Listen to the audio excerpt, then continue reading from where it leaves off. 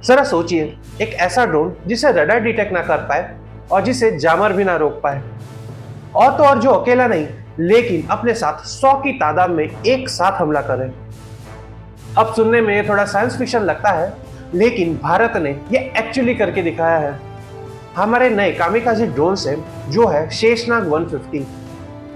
इसे शेषनाग इसीलिए कहा जाता है क्योंकि ये सिर्फ कोई एक नॉर्मल ड्रोन नहीं है, बल्कि ये एक झुंड यानी स्वाम में शिकार करता है, विच मीन्स ये एक कलेक्टिव माइंड की तरह काम करता है, जिसे बेंगलुरु के न्यू स्पेस रिसर्च ने बनाया है।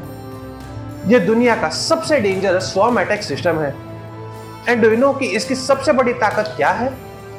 वो है इसकी कोलैबोरेटिव ऑटोनॉमी, यानी ये ड्रोन्स आपस में एक दूसरे के साथ बात करते हैं, स्ट्रेटेजी बदलते हैं, and without any help from any person ये अपने टारगेट को डिस्ट्रॉय कर देते हैं। अब कुछ लोग इस ड्रोन को फॉर सम रीजन ईरान के शाहिद ड्रोन के साथ कंपेयर कर रहे हैं, लेकिन शेषनाग उससे कई गुना एडवांस है और इसके कई कारण भी है।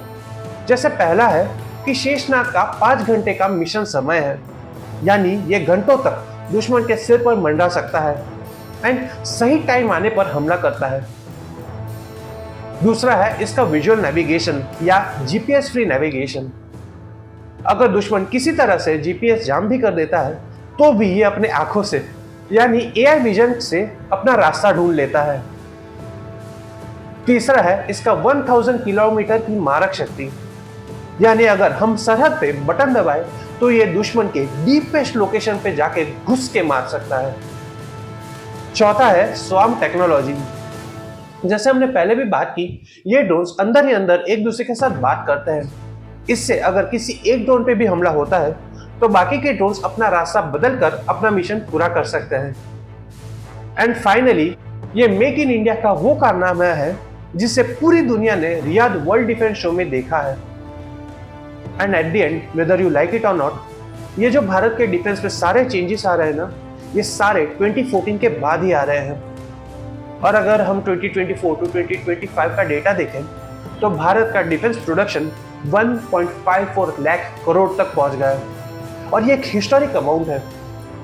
इतना ही नहीं, पिछले 10 साल में भारत का डिफेंस एक्सपोर्ट 34 टाइम्स बढ़ चुका है। आज भारत यूएस, फ्रांस और आर्मेनिया के साथ साथ 100 से भी ज्यादा देशों को हथियार एक्सपोर्ट कर रहा है। And this is a huge change, क्योंकि एक टाइम था जब भारत को दुनिया का सबसे बड़ा डिफेंस इंपोर्टर माना जाता था, लेकिन आज वही देश दुनिया के बड़े बड़े देशों को जो खुद हथियार एक्सपोर्ट करते हैं उन्हें अपने हथियार एक्सपोर्ट कर रहा है, और इसका डेटा भी है। अगर हम कंपैरिजन करें तो 2014 से पहले हम मुश्किल से 686 करोड़ के हथियार एक्सपोर्ट करते थे, लेकिन आज ये नंबर 34 टाइम्स बढ़कर 23,600 करोड़ तक पहुंच गया है। नॉट जस्ट दैट, अगर हम इंटरनल प्रोडक्शन देखें तो 2014 से पहले हमारा लगभग प्रोडक्शन 40,000 करोड़ के आसपास था, और हम छोटे छोटे पुर्जों के लिए भी विदेश पर निर्भर थे। लेकिन आज भारत का डिफेंस प्रोडक्शन 1.54 लाख करोड़ तक पहुंच गया है। आज सेना के लिए 75% बजट सिर्फ मेक इन इंडिया के हथियारों के लिए रिजर्व है। एक टाइम था जब हम बुलेट प्रूफ जैकेट भी नहीं बना पाते थे, लेकिन आज भारत अपना खुद का एयरक्राफ्ट कैरियर, लड़ाकू विमान और दुनिया की सबसे तेज क्रूज मिसाइल ब्रह्मोस बनाकर बैठा है और दुनिया को एक्सपोर्ट भी कर रहा है। सो कंक्लूजन बहुत ही सिंपल है, भारत अपनी सुरक्षा के लिए दुनिया पर निर्भर नहीं है, बल्कि अब दुनिया भारत के डिफेंस इक्विपमेंट्स इंपोर्ट कर रही है।